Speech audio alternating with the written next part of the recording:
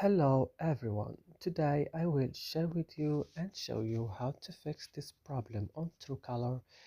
Just watch this video till the end. So let's start. So first you have to go and open the settings of your phone.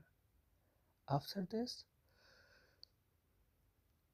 go directly to apps option and then search here for Truecaller.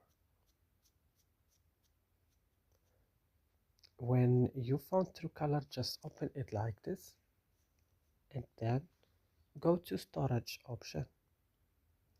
Then click on the last button, clear data, click OK, and then go back and click on force stop and click OK. And now don't forget the last things is to go to Play Store and update your Truecaller. And that's it. I hope this video is helpful for you. Don't forget to like, also subscribing in our channel. See you next.